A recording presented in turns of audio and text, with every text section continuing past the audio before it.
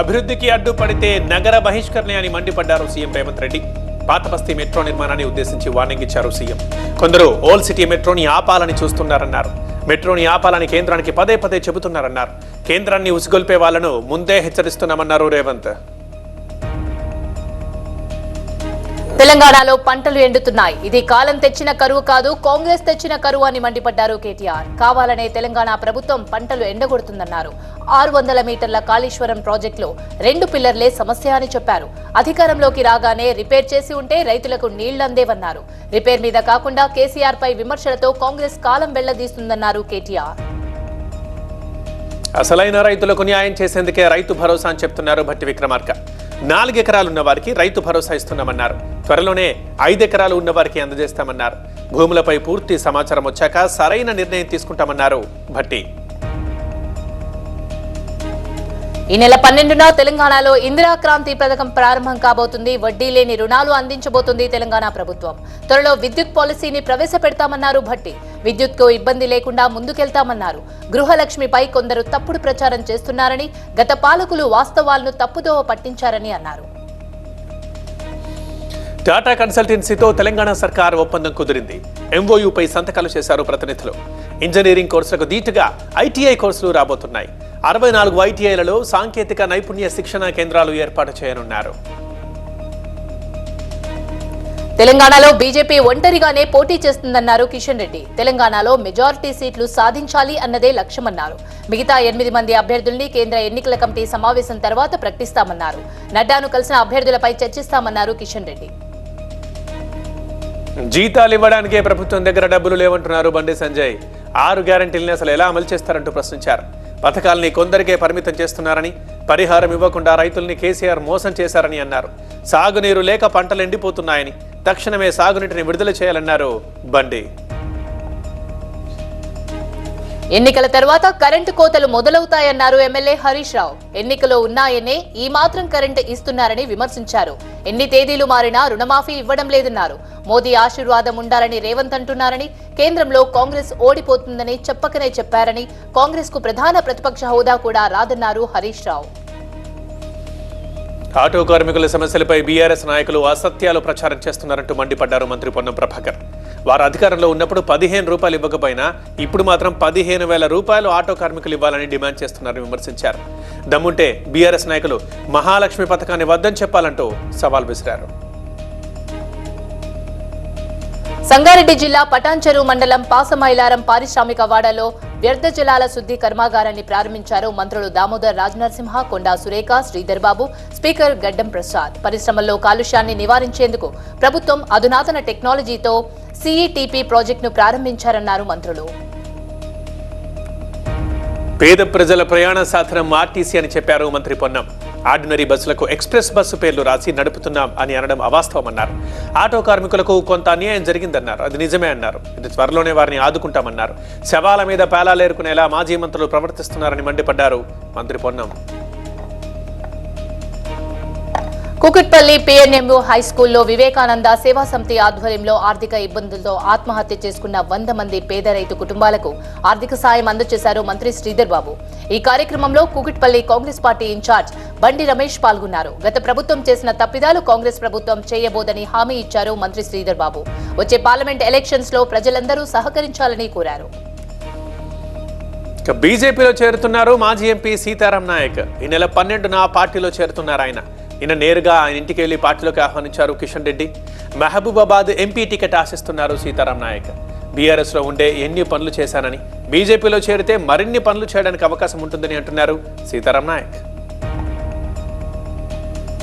ఈ నెల 15న విశాఖలో పర్యటిస్తారు తెలంగాణ సీఎం రేవంత్ రెడ్డి. కాంగ్రెస్ బహిరంగ సభకు ముఖ్య అతిథిగా హాజరు కానున్నారు సీఎం. స్టీల్ ప్లాంట్ ప్రత్యేక హోదా డిక్లరేషన్ పై విశాఖలో కాంగ్రెస్ ఆధ్వర్యంలో బహిరంగ సభ నిర్వహించనున్నారు ఏపీ కాంగ్రెస్ నేతలు. లోక్సభ ఎన్నికల నేపథ్యంలో రేవంత్ పర్యటనపై ఆసక్తిగా మారింది. ఎన్నికల సమయంలో ఇచ్చిన హామీల్ని కాంగ్రెస్ ప్రభుత్వం గాలి కొదిలేసిందన్నారు బీఆర్ఎస్ నేత దేవి ప్రసాద్. 6 గ్యారంటీల పేరుతో 13 హామీలు ఇచ్చి అమలులో విఫలమయ్యారన్న ఆయన లబ్ధిదారుల్ని కుదించేందుకు యత్నిస్తున్నారన్నారు. పెండింగ్ లో ఉన్న ఉద్యోగుల కరువు భత్యం అధికారంలోకి రాగానే విడుదల చేస్తామన్నారు. 3 నెలలైనా ఇంకా మాట్లాడడం లేదన్నారు దేవి ప్రసాద్. టీడీపీ పార్టీ ముఖ్య నేతలతో టెలికాన్ఫరెన్స్ నిర్వహించారు చంద్రబాబు. బీజేపీతో పొత్తు కుదిరినట్టు చెప్పారాయన. త్వరలోనే అభ్యర్థుల ప్రకటన ఉంటుందన్నారు. అయితే పొత్తులో భాగంగా బీజేపీ జనసేనకు 30 అసెంబ్లీ 8 లోక్సభ సీట్లు కేటాయించామన్నారు. ఈ నెల 17న చిలకలూరిపేటలో టీడీపీ జనసేన బహిరంగ సభ ఉంటుందన్నారు చంద్రబాబు. బీజేపీ టీడీపీ జనసేన మధ్య పొత్తు కుదిరిందన్నారు కనకమేడల. సీట్ల సర్దుబాటుపై త్వరలోనే సమావేశాలు నిర్వహిస్తామన్నారు. ఏపీ భవిష్యత్తుని దృష్టిలో పెట్టుకుని పొత్తు ఉంటుందన్నారు. ఎన్డీఏ కూటమి అవసరాన్ని ప్రజలకు వివరిస్తామన్నారు. పార్టీల బలాబలాల్ని బట్టి సీట్ల నిర్ణయం తీసుకుంటామన్నారు. ప్రభుత్వ వ్యతిరేక ఓటు చీలకూడదన్నదే లక్ష్యమన్నారు కనకమేడల. ఉత్తరాంధ్ర వైసీపీ ఎమ్మెల్యేల సమావేశం ముగిసింది. ఎన్నికల్లో అనుసరించాల్సిన వ్యూహంపై దిశానిర్దేశం చేశారు నేతలు. ఎన్నికల పోల్ మేనేజ్మెంట్ పై ఫోకస్ చేయాలని సూచించారు. ఎన్నికల షెడ్యూల్ విడుదల కాకముందే ప్రజల్లోకి వెళ్లాలని ఎమ్మెల్యేలకు ఆదేశాలు జారీ చేశారు. 5 ఏళ్లలో జరిగిన అభివృద్ధి, వచ్చే 5 ఏళ్ల ప్రణాళికను రేపటి సిద్ధం సభలో సీఎం జగన్ ప్రజల ముందుంచుతారంటున్నారు వైసీపీ ఎంపీ విజయసాయిరెడ్డి. బడుగు బలహీన వర్గాల ఆర్థిక సామాజిక అభివృద్ధికి వైసీపీ ప్రభుత్వం చేసిన కృషి వివరిస్తారన్నారు. రేపటి సభ తర్వాత ఎన్నికల ప్రచారం షురూ అవుతుందన్న విజయసాయి, ప్రజల స్పందన చూస్తుంటే వై నాట్ 175 ఖచ్చితంగా సాకారం అవుతుందన్నారు. పచ్చి మోసగాడని మండిపడ్డారు ఎంపీ కేశినేని నాని. అమిత్ షా అపాయింట్మెంట్ కోసం 3 రోజులుగా ఢిల్లీలో పడిగాపులు కాస్తున్నారన్నారు. తెలుగు వారి ఆత్మగౌరవం ఢిల్లీలో తాకట్టు పెట్టారన్నారు. ఎంతమంది వచ్చినా జగన్ను ఓడించలేరన్నారు. రాష్ట్రంలో వార్ 1 సైడ్ అవుతుందన్నారు కేశినేని నాని. చంద్రబాబు అమలు కాని హామీలతో బురుడి కొట్టించడానికి ప్రయత్నిస్తున్నారని మండిపడ్డారు మంత్రి పెద్దిరెడ్డి రామచంద్రారెడ్డి. పేదల సంక్షేమానికి పాటుపడుతున్న జగన్ అప్పుల పాలు చేశాడని చెబుతున్న బాబు, తాను మేనిఫెస్టోలో ప్రకటించిన వాటికి మరి డబ్బులు ఎక్కడి నుంచి తెస్తాడు అంటూ ప్రశ్నించారు. ఎన్నికల్లో బడుగు బలహీన వర్గాలకు టికెట్లు ఇచ్చామని, వారిదే గెలుపని ధీమా వ్యక్తం చేస్తున్నారు మంత్రి పెద్దిరెడ్డి. బీజేపీ, టీడీపీ, జనసేన ఎన్ని పార్టీలు కలిసి వచ్చినా వైసీపీకి వచ్చిన నష్టమేమీ లేదన్నారు MP Mopidevi Venkataramana. YCP single గానే ఎన్నికల్లో పోటీ చేస్తుందని అన్నారు. చంద్రబాబు చరిత్రలో ఏనాడైనా ఒంటరిగా పోటీ చేశాడా అని ప్రశ్నించారు. ఎవరు దగ్గరికి పోతే కాంగ్రెస్ తో కూడా పొత్తులు పెట్టుకునే వ్యక్తి చంద్రబాబు అని విమర్శించారు. వచ్చే ఎన్నికల్లో ఎలాంటి పొత్తులు లేకుండా ఏపీలో మళ్లీ వైసీపీ విజయం సాధించబోతుందన్నారు ఎంపీ మోపిదేవి. సీఎం జగన్ కి ఓట్లడిగే నైతిక అర్హత లేదన్నారు టీడీపీ నేత ధూళిపాల నరేంద్ర. అధికారం చేపట్టిన నుంచి ప్రజల మీద పన్నుల రూపంలో అధిక భారం మోపారన్నారు. 5 ఏళ్లలో విద్యుత్ ఛార్జీలు 7 సార్లు పెంచారని, ఇప్పటి వరకు రాష్ట్ర ప్రజల మీద విద్యుత్ ఛార్జీల రూపంలో 50,000 కోట్ల రూపాయలు వసూలు చేశారని అన్నారు.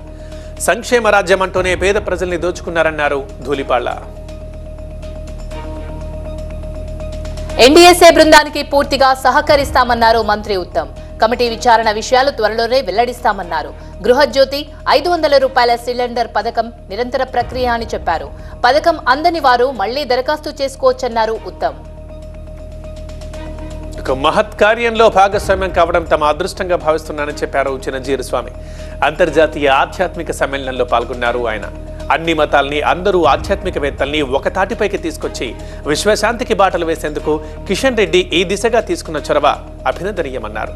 మన చేతిలోని 5 వేళ్లు వేర్వేరుగా ఉన్నట్లే సమాజంలో భిన్నత్వం సహజమే, కానీ అందరి లక్ష్యము ఒకటేనన్నారు చిరంజీవి స్వామి.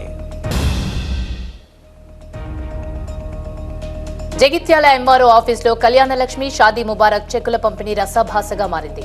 బీఆర్ఎస్, కాంగ్రెస్ వర్గీయుల మధ్య గొడవ జరగడమే ఇందుకు కారణం. ప్రోటోకాల్ వివాదంపై ఇరు వర్గాలు వాదులాడుకున్నాయి. దీంతో బీఆర్ఎస్, కాంగ్రెస్ కార్యకర్తలను సముదాయించారు ఎమ్మెల్సీ జీవన్ రెడ్డి. ఎమ్మెల్యే సంజయ్ సంక్షేమ కార్యక్రమాల గురించి వివరించేటప్పుడు కాంగ్రెస్ కార్యకర్తలు అడ్డుకోగా వారిని సముదాయించారు ప్రభుత్వ చీఫ్ విప్ లక్ష్మణ్. విశాఖ నుంచి మరో వందే భారత్ రైలు ప్రారంభం కానుంది. భువనేశ్వర్, విశాఖల మధ్య వందే భారత్ రైలు తిరగనుంది. ఇప్పటికే ట్రయల్ రన్ పూర్తి చేశారు అధికారులు. ఈ నెల 12న వర్చువల్ గా ప్రారంభించనున్నారు ప్రధాని. పల్నాడు జిల్లా రాజుపాలెం మండలం బీరవల్లిపాయలో చర్చి పహారీ విషయంలో 2 వర్గాలు ఘర్షణకు దిగాయి. పరస్పర దాడుల్లో ఒకరికి తీవ్ర గాయాలు కావడంతో సత్తెనపల్లి ఆసుపత్రికి తరలించారు. శపథం సినిమా 2-3 రోజుల్లో అన్ని ప్లాట్ఫామ్స్ లో అందుబాటులో ఉంటుందన్నారు ఆర్జీవీ. ఏపీలో ఫైబర్ నెట్ లో రిలీజ్ అయిందన్నారు. వ్యూహం, శపథం షూటింగ్ అప్పుడే మూవీతో పాటు వెబ్ సిరీస్ లాగా చేశామన్నారు. అందరికీ సినిమా రీచ్ అవ్వాలనే తమ ప్రయత్నం అన్నారు. 4 గోడల మధ్య జరిగింది ప్రజలకు చూపించారని, తమకు పబ్లిక్ ఫిగర్స్ మీద ఉన్న అభిప్రాయాన్ని తాను తీశానని అన్నారు. వరంగల్లో బీఆర్ఎస్ కు మరో ఎదురుదెబ్బ తగిలింది. డీసీసీబీ చైర్మన్ మార్నేని రవీంద్రరావు రాజీనామా చేశారు. కాంగ్రెస్ లో చేరనున్న మార్నేని రవీంద్రరావు సీఎం రేవంత్ రెడ్డి సమక్షంలో కాంగ్రెస్ కండువా కప్పుకోబోతున్నారు. యాదాద్రి జిల్లాలో చైన్ స్నాచర్ల దోపిడీ రోజు రోజుకి పెరిగిపోతోంది. తాజాగా భువనగిరి మండలం జమ్మపురం బస్టాండ్లో బస్ కోసం వెళ్తున్న లూజమ్మ అనే మహిళ మెడలో నుంచి 3 తులాల బంగారు గొలుసు లాక్కెళ్లారు గుర్తు తెలియని దుండగులు. బాధిత మహిళ వెంటనే పోలీసులు కంప్లైంట్ ఇచ్చింది. పోలీసుల నిర్లక్ష్యంతో రోజు రోజుకి చైన్ స్నాచింగ్లు పెరుగుతున్నాయని బాధితులు వాపోతున్నారు. మేడ్చల్ జిల్లా కచువాని సింగారం గ్రామంలో రెడీమిక్స్ ప్లాంట్ ను జనావాసాల నుంచి తొలగించాలని ధర్నా చేపట్టారు గ్రామస్తులు.